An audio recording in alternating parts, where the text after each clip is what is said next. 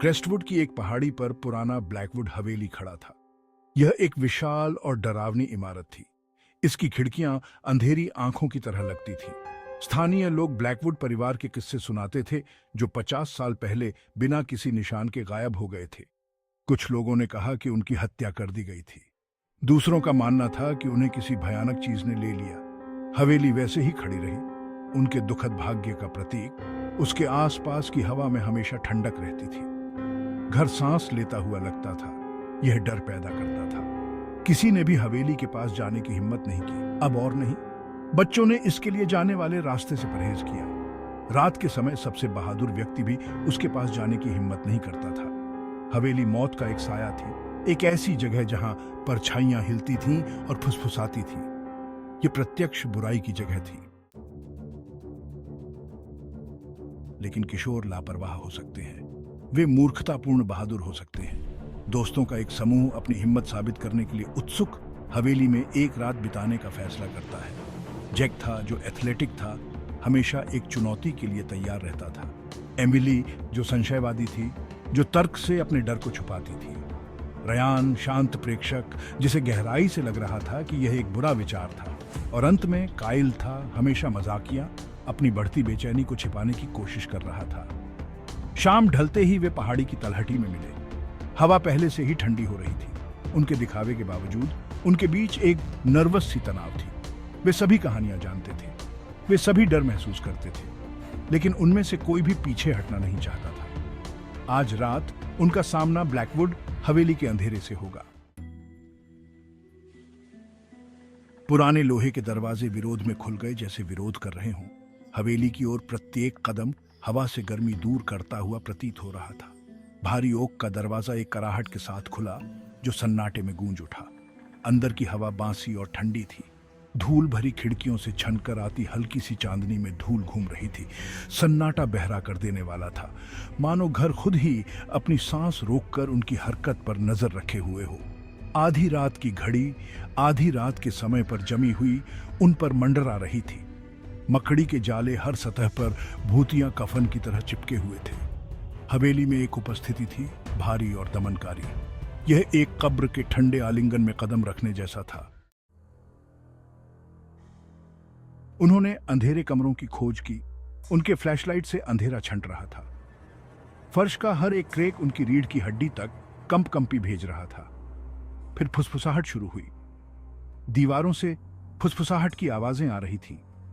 भूली हुई बातचीत और पीड़ादायक रोने की फुसफुसाहट। दालान से एक ठंडी हवा चली, जिससे कई फ्लैशलाइट बुझ गईं। एक पल के लिए वे अंधेरे में डूब गए। दहशत फैल गई। वे करीब आ गए। उनका डर एक ऐसी चीज थी जिसे महसूस किया जा सकता था। ऊपर की मंजिल से एक ऊंची हंसी गूंजी। वे जम गए। उनके दिल उनकी छाती में तेज हो रहे थे। एमिली घबराई हुई हंसी। यह शायद एक उल्लू होगा, लेकिन उसके शब्दों में दृढ़ विश्वास की कमी थी। यहां कुछ गड़बड़ थी। वे सब इसे महसूस कर सकते थे। हवेली में कुछ उनके साथ खिलवाड़ कर रहा था। सेक्शन 5, काइल का सामना। उन्होंने साथ रहने का फैसला किया। उनका डर हर गुजरते पल के साथ बढ़ता जा रहा था। जब वे पुस्तकालय की खोज कर रहे थे, तो एक किताब शेल्फ से उड़ गई। यह बाल बाल काइल के सिर से टकराते टकराते रह गई। तभी काइल चीख उठा। एक ठंडे अदृश्य हाथ ने उसकी बांह पकड़ ली थी। वह पीछे हट गया। उसकी आंखें दहशत से फैली हुई थीं। वहां कुछ भी नहीं था, लेकिन वे सब उसकी बाहों पर लाल और कच्चे निशान देख सकते थे। दहशत ने उन्हें जकड़ लिया। उन्हें बाहर निकलना था, अभी। वे सामने के दरवाजे की ओर भागे। उनका डर उन्हें आगे बढ़ा रहा था, लेकिन दरवाजा नहीं खुला। यह ऐसा था जैसे कोई अदृश्य शक्ति उसे बंद रखे हुए हो। वे फंस गए थे। सेक्शन 6, फंस गए। उन्होंने दरवाजे के हैंडल को हिलाया, मजबूत ओक को लात मारी, लेकिन वह हिला तक नहीं। वे हवेली में कैदी थे। हताशा उन पर हावी हो गई, जिससे उनका डर और बढ़ गया। फुसफुसाहट तेज हो गई। उनके चारों ओर एक भयानक हवा की तरह घूम रही थी। वे महसूस कर सकते थे कि हवेली की उपस्थिति और मजबूत होती जा रही है, उनके आतंक को बढ़ा रही है। वे एक साथ सिकुड़ गए। उनकी पीठ ठंडी पत्थर की दीवार से सटी हुई थी। उनके पास कोई विकल्प नहीं बचा था। उनका साहस चूर चूर हो रहा था। हवेली ने अब उन्हें अपने कब्जे में ले लिया था।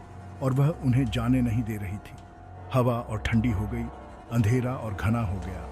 वे एक बुरे सपने में फंस गए थे और बचने का कोई रास्ता नहीं दिख रहा था। सेक्शन 7, निराशा की डायरी। घबराहट में उन्होंने बाहर निकलने का दूसरा रास्ता, एक छिपा हुआ रास्ता, कुछ भी खोजा। अटारी में उन्हें एक धूल भरा ट्रंक मिला। अंदर उन्हें चमड़े की जिल्द वाली एक डायरी मिली। यह हवेली के पूर्व मुखिया एडवर्ड ब्लैकवुड का था। उनके शब्दों ने हवेली के अंधेरे में उतरने की एक भयावह तस्वीर पेश की।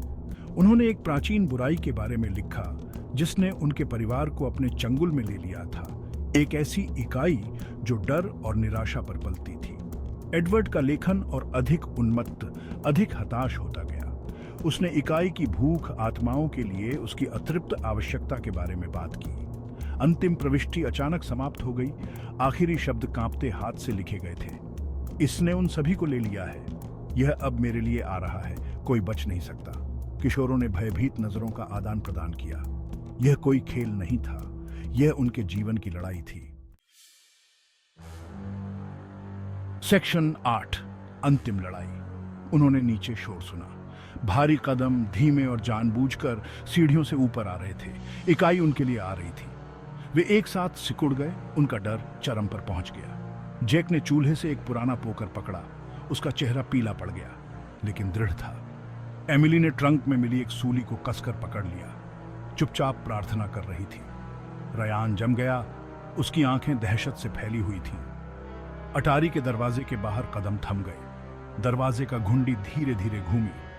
उन्होंने अपनी सांस रोक रखी थी। उनकी निगाहें दरवाजे पर टिकी हुई थी। इकाई यहां थी। सेक्शन 9, शाश्वत मौन। दरवाजा चरमराहट के साथ खुला और दिखा कुछ नहीं, लेकिन तापमान गिर गया। कमरे में परछाइयां गहरी होती हुई, लिखती हुई प्रतीत हो रही थी। फिर एक एक करके किशोर चीखने लगे। उनकी चीखें अचानक बंद हो गईं। उनकी जगह एक भयानक सन्नाटा छा गया। परछाइयां हट गईं। अटारी खाली थी। हवेली ने अपने नवीनतम शिकार का दावा किया था। उनकी आत्माएं अब हवेली के अंधेरे ताने बाने का हिस्सा थीं। डायरी फर्श पर खुली पड़ी थी। अचानक सन्नाटे में उसके पन्ने सरसराहट कर रहे थे। सन्नाटा छा गया, भारी और पूर्ण। इकाई संतुष्ट थी, अभी के लिए। सेक्शन 10, एक चेतावनी पर ध्यान नहीं दिया गया। अगली सुबह हवेली पहाड़ी पर चुपचाप खड़ी थी। सूरज उसकी धूल भरी खिड़कियों पर चमक रहा था, लेकिन वह अंदर के अंधेरे में नहीं घुस सका। ब्लैकवुड हवेली ने अपने रहस्य रखे। किशोरों की कहानी जल्द ही एक और स्थानीय किंवदंती बन जाएगी, एक और सतर्क करने वाली कहानी जो धीमी आवाज में फुसफुसाई जाती है, लेकिन किशोर किशोर होने के नाते हमेशा अज्ञात की ओर, भय के रोमांच की ओर आकर्षित होंगे। और हवेली धैर्यपूर्वक अपने अगले शिकार का इंतजार करेगी। उसकी भूख वास्तव में कभी नहीं मिटेगी। चक्र जारी रहेगा। पहाड़ी पर बनी हवेली और आत्माओं का दावा करेगी, कोई कभी नहीं सीखता।